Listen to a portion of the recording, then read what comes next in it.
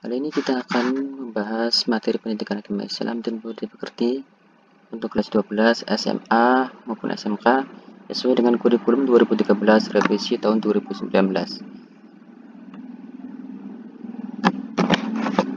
Kita akan membahas bab 4 yaitu tentang pernikahan dalam Islam. Sebelum memulai pembelajaran, mari kita membaca Al-Quran dengan tartil. Semoga dengan membiasakan diri membaca Al-Quran, kita selalu mendapatkan keberkahan dan kemudahan dalam belajar dan mendapatkan ridho dari Allah Subhanahu wa taala. Amin ya rabbal alamin. Kita akan membaca Quran surat Ar-Rum ayat 21 ini yang berkaitan dengan pernikahan.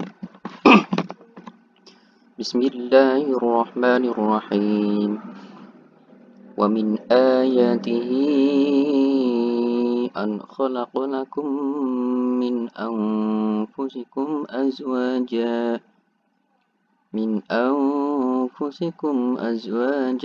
litaskunu ilaiha wa ja'ala bainakum mawaddatan wa rahmah. Inna fi dzalika laayatin liqaumin yatafakkarun.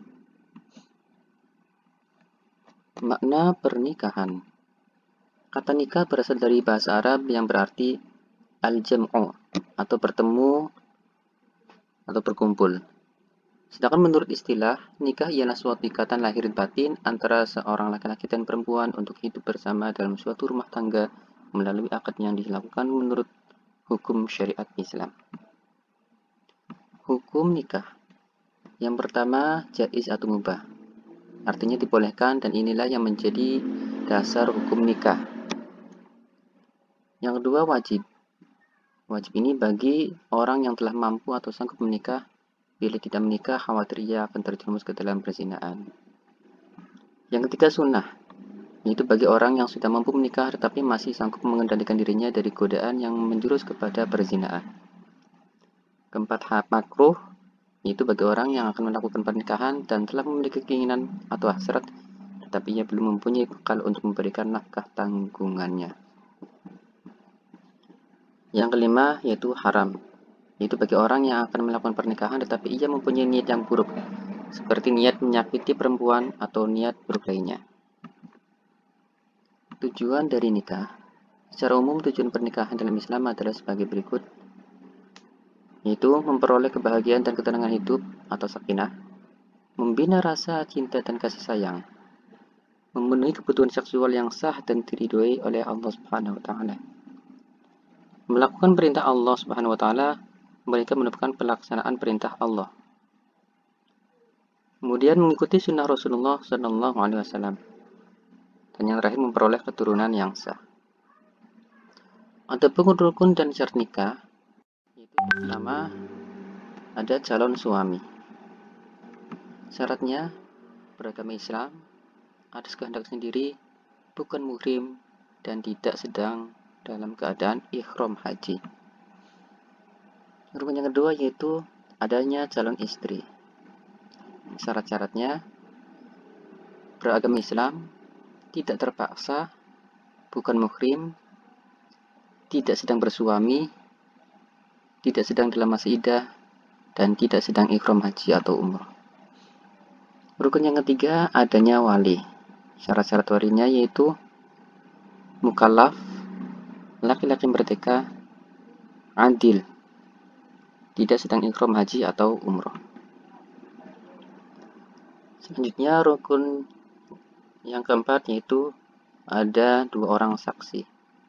Adapun syarat-syaratnya beragama Islam, dewasa, sehat akalnya, tidak fasik, dan hadir dalam akad nikah.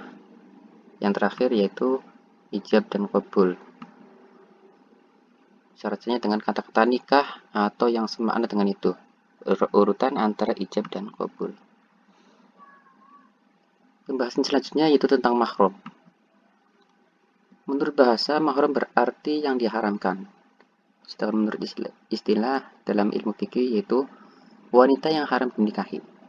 Penyebab wanita yang haram dinikahi ada beberapa golongan. Yang pertama, haram dinikahi karena keturunan.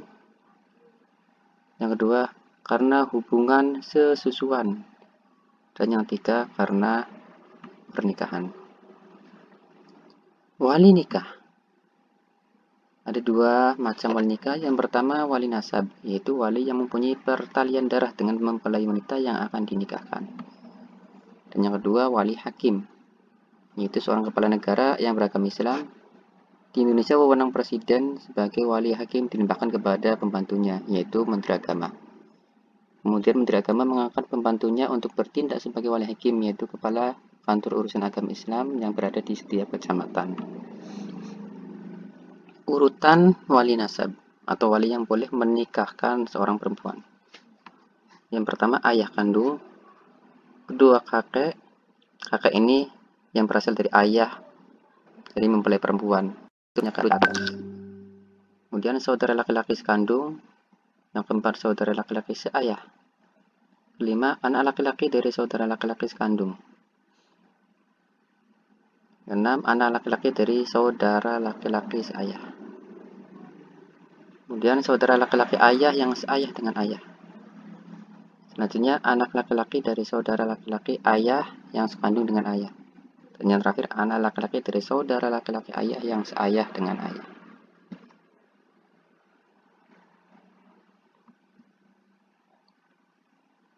Selanjutnya, sebab-sebab wali hakim sebagai wali nikah. Yang pertama, sebabnya yaitu wali nasab benar-benar tidak ada. Yang kedua, wali yang lebih dekat atau akrab tidak memenuhi syarat, dan wali yang lebih jauh tidak ada. Ketiga, wali akrab bepergian jauh dan tidak memberikan kuasa kepada wali nasab. Urutan berikutnya untuk bertindak sebagai wali nikah. Selanjutnya, wali nasab sedang berikhram haji atau umroh. Kemudian wali nasab menolak bertindak sebagai wali. Selanjutnya, wali yang lebih dekat masuk penjara sehingga tidak dapat bertindak sebagai wali nikah. Kemudian wali yang lebih dekat hilang sehingga tidak diketahui tempat tinggalnya. Hak dan kewajiban suami. Hak suami yang pertama ditaati dalam seluruh perkara kecuali maksiat. Kemudian dimintai izin oleh istri yang hendak keluar rumah. Selanjutnya, yang ketiga, istri tidak boleh puasa sunnah kecuali dengan izin suaminya. Yang keempat, mendapatkan pelayanan dari istrinya. Dan yang kelima, disyukuri kebaikan yang diberikannya. Sedangkan kewajibannya yaitu memberi nafkah.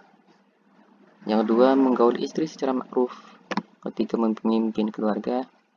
Dan yang keempat, membantu istri dalam tugas rumah sehari-hari, terutama dalam mengasuh dan mendidik anak-anaknya agar menjadi anak yang soleh dan soleha. Sedangkan hak dan kewajiban seorang istri, hak istri yaitu mendapat mahar dari suaminya. Kedua, mendapat perlakuan yang patut dari suaminya.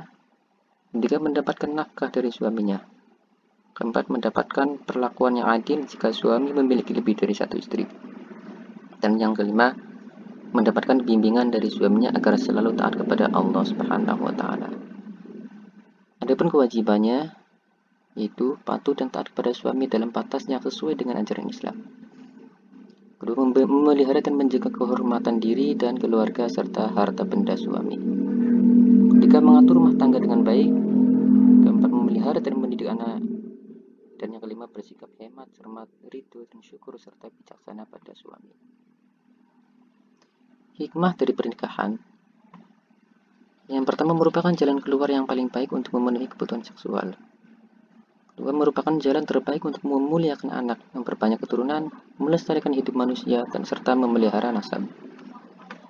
Yang ketiga, membutuhkan naluri kebapakan dan keibuan yang menumbuhkan pula perasaan cinta dan kasih sayang. Dan yang keempat, menimbulkan sikap rajin dan sungguh-sungguh dalam bekerja karena adanya rasa tanggung jawab terhadap keluarganya. Pembahasan selanjutnya yaitu tentang talak. Menurut bahasa, talak berarti melepaskan ikatan.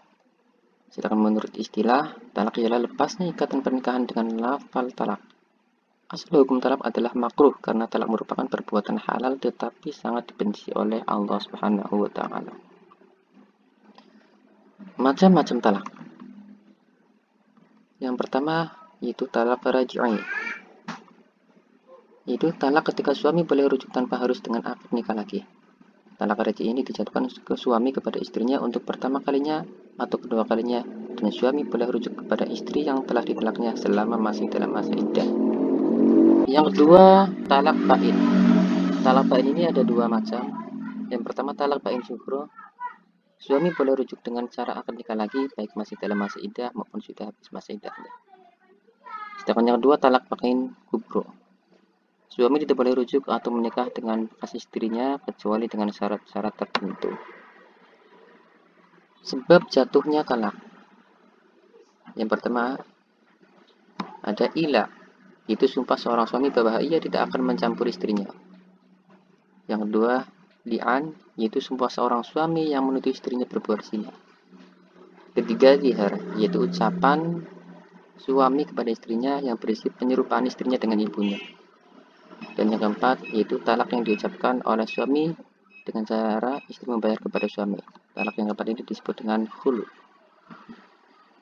Dan yang kelima, yaitu fasah, merupakan rusaknya ikatan perkawinan karena sebab-sebab tertentu. Pembahasan selanjutnya yaitu tentang iddah. Secara bahasa, iddah berarti ketentuan bilangan. Sedangkan menurut istilah, iddah ialah masa menunggu bagi seorang wanita yang sudah dicerai suaminya sebelum ia menikah dengan laki-laki lain. Masa iddah dimaksudkan untuk memberi kesempatan kepada bekas suaminya apakah dia akan rujuk atau tidak. Lamanya masa iddah. 1. Wanita yang sedang hamil masa iddahnya sampai melahirkan anaknya. Yang kedua, wanita yang tidak hamil sedang ia ditinggal mati suaminya maka masa iddahnya 4 bulan 10 hari. 3. Wanita yang dicerai suaminya sedang ia dalam keadaan haid maka masa iddahnya 3 kali quru atau 3 kali suci. 4. Wanita yang tidak haid atau belum haid masa iddahnya selama 3 bulan. Yang kelima, wanita yang dicerai sebelum dicampuri suaminya maka baginya tidak ada masa iddah. Selanjutnya rujuk. Rujuk artinya kembali. Ini maksud dengan rujuk ialah kembalinya suami istri pada ikatan perkawinan setelah terjadi talak raj'i dan masih dalam masa iddah. Adapun dasar hukum rujuk adalah Quran surat Al-Baqarah ayat 229 yang artinya sebagai berikut. Dan suami-suaminya berhak merujukinya dalam masa menanti itu jika mereka para suami menghendaki rujuk. Hukum dari rujuk. Yang pertama yaitu asal hukum rujuk adalah mubah. Kedua, haram apabila si istri dirugikan serta lebih menderita dibandingkan dengan sebelum rujuk. Ketiga, makruh bila diketahui meneruskan perceraian lebih bermanfaat. Keempat, sunnah bila diketahui rujuk lebih bermanfaat dibandingkan meneruskan perceraian.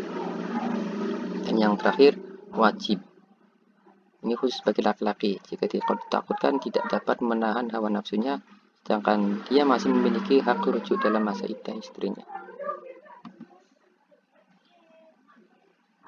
Selanjutnya rukun dari rujuk. Pertama, istri dengan syarat pernah digauli, talaknya talak raj'i dan masih dalam masa iddah.